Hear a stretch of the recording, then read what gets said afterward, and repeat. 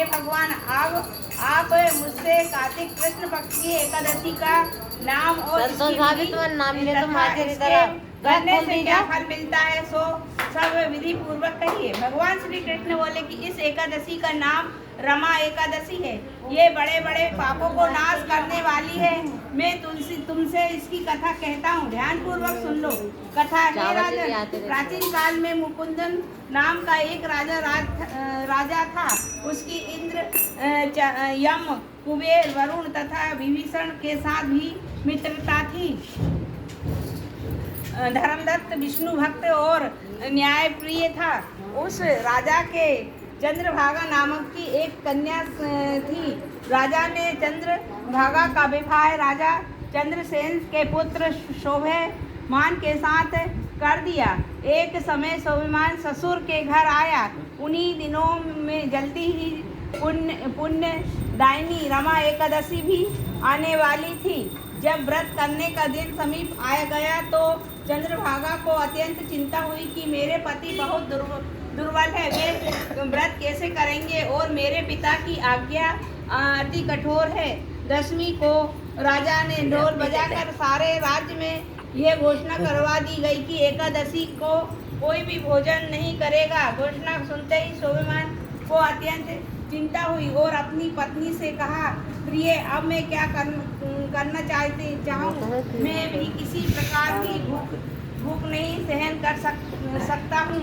ऐसा सोचकर ऐसा उपाय बतलाओ कि जिससे मेरी कष्ट बच सके, अन्यथा मेरे प्राण अवश्य चलेंगे।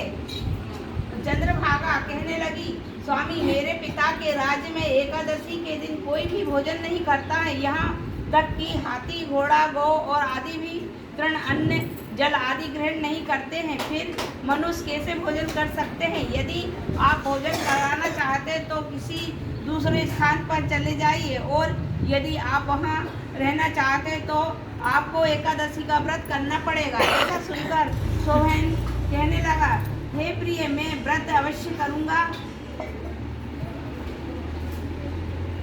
जो भाग में होगा वह देखा जाएगा। ऐसा विचार कर उसने व्रत रख लिया और भूख व प्यास से अत्यंत पीड़ित होने लगा। अब सूर्य नारायण अस्त हो गए और रात्रि को जागरण का समय आया। वह शोभन को अत्यंत दुखी दायिनी प्रतीत हुआ। प्रातः काल होते ही शोभन के प्राण निकल गए।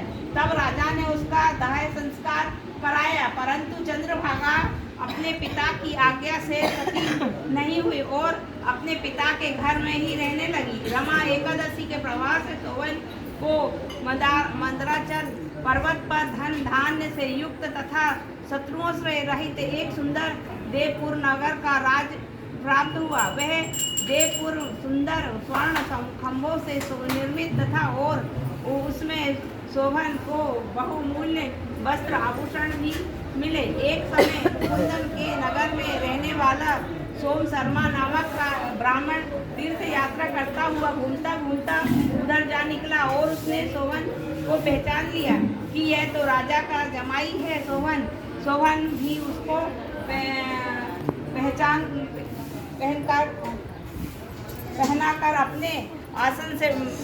पहनाकर अपने आसन से उठाकर उसके पास आया और प्रणादि करके कुशल पूछी। कहा, राजा मुकुंद और उसकी पत्नी चंद्रभागा आपके वियोग में बहुत दुखी है। वैसे नगर में अब सब कुशल से हैं। तत्पश्चात ब्राह्मण बोला, हे राजन, मुझको अत्यंत आश्चर्य हो रहा है कि ऐसा सुंदर नगर जो ना कभी देखा ना सुने, मनोरम अद्भुत नगर किस प्रकार प्राप्त हुआ। तब शोभन बोला कि कार्तिक कृष्ण पक्ष की रमा एकादशी का व्रत करने से मुझे ये नगर प्राप्त हुआ है और यह स्थिर। इस पर ब्राह्मण बोला, हे राजन, परंतु यह स्थिर क्यों नहीं है और स्थिर कैसे हो सकता है? सो आप मुझे बतलाइए, फिर भी इसका उपाय करूँगा। शोभन बोला कि मैंने इस व्रत को श्रद्धा सहित होकर किया है, अतः यह सब कुछ स्थिर है। यदि आप मेरे पत्नी चंद्रमा पर वृतांत कहे जिससे कि वह इसका उचित उपाय करे तो यह स्थिर हो सकता है। ऐसा सुनकर नगर में लौटकर चंद्रभागा से सब वृतांत कहा।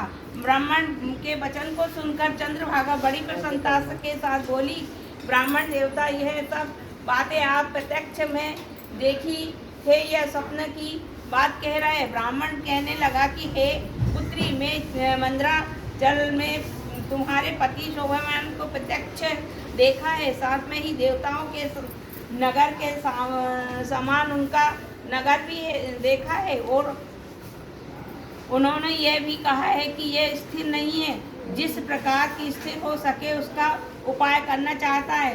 चंद्रभागा कहने लगी कि हे प्रिय, तुम मुझको भी वहाँ ले चलो, मुझे पति देव के दर्शन की तीव्र इच्छा है। मैं अपने किए हुए पुण्य से उस नगर में स्थिर बनाने का प्रयत्न करूँगी।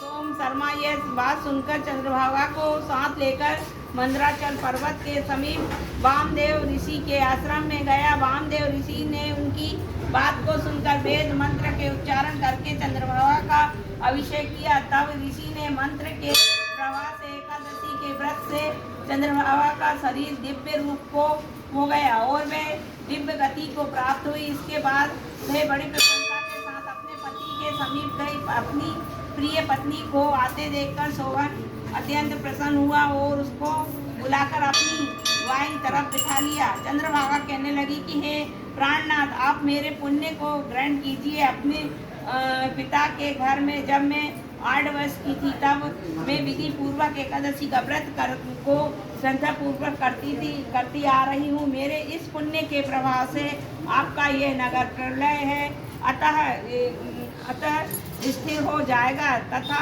समस्त मनोवांछित वैभव से पूर्ण रहेगा।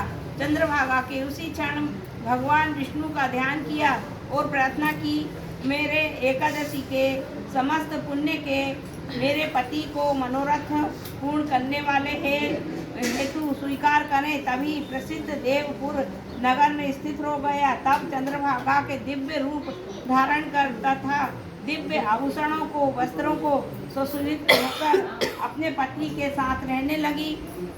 भगवान श्री कृष्ण कहते हैं कि हे राजन, यह मैंने रमा एकादशी का महत्तम कहा है। यह एकादशी चिंतामणि एवं कामधेनु के समान सब मनोरथों को पूर्ण करने वाली है। जो मनुष्य इस व्रत को करते हैं उनकी ब्रह्म इत्यादि समस्त पाप नष्ट हो जाते हैं। कृष्ण पक्ष की शुक्ल पक्ष दोनों की एकादशी के समान है। इसमें कोई भेदभाव नहीं है, करना चाहिए। जो दोनों को पढ़ते अथवा सुनाते वे समस्त पापों को छूटकर विष्णु लोक को प्राप्त होते हैं। बोलो श्री कृष्ण भगवान की जय।